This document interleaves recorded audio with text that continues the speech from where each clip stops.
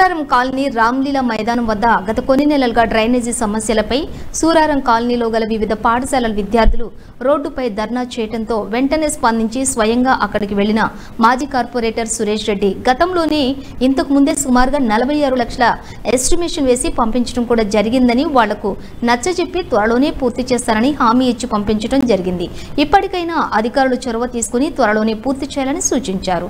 పరిష్కరించడంలో విఫలమైతే మాత్రం ఇదే విద్యార్థులతో మెయిన్ రోడ్డుపైనే ధర్నా చేస్తానని చెప్పి హెచ్చరించారు. చుట్టుపక్కల సుమారుగా 30 కాలనీల వాళ్ళు వెళ్తూ ఉంటారు. సుమారు 10 ప్రాథమిక ఉన్నత పాఠశాలల విద్యార్థులు వెళ్తూ ఉంటారు. కావున వెంటనే అత్యవసర పనిగా దీనిని పూర్తి చేయాలని కోరారు.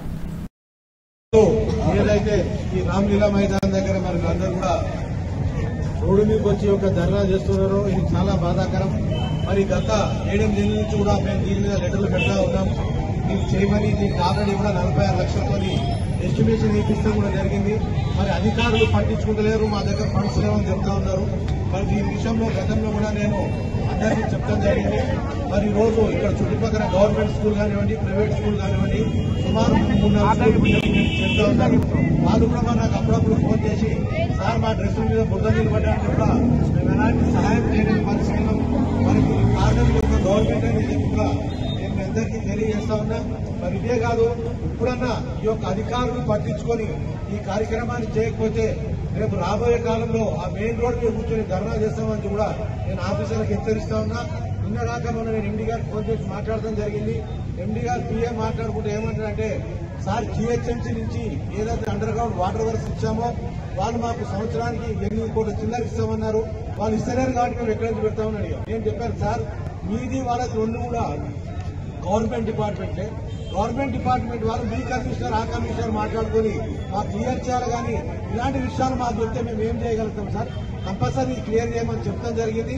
46 లక్షలతో మేము ఆల్రెడీ ఎస్టిమేషన్ చేసి పంపిస్తాం. మీరు కావాలంటే నేను అనుకోకుండా వచ్చాను ఇక్కడికి, లేకపోతే నేను పెట్టిన లెటర్లు కూడా పంపిస్తాం.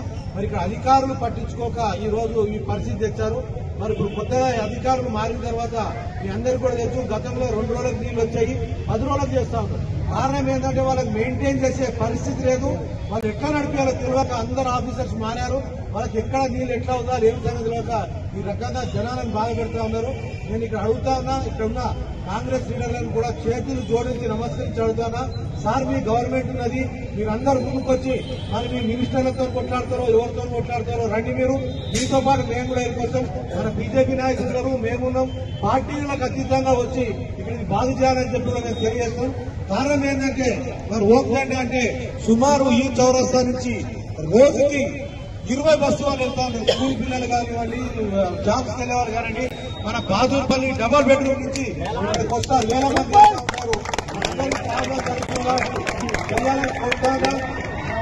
అదేవిధంగా ఇక్కడ కాంగ్రెస్ నాయకులను కోరుతున్నాం. మేము బీజేపీ టీఆర్ఎస్ లేదు, పార్టీలకు అతీతంగా మేము మీతో పాటు వస్తాం, కొట్లాడతాం, ఈ పనులు చేపిస్తాకి మీరు కూడా ముందుకు రావాలని చెప్పి కోరుతాం.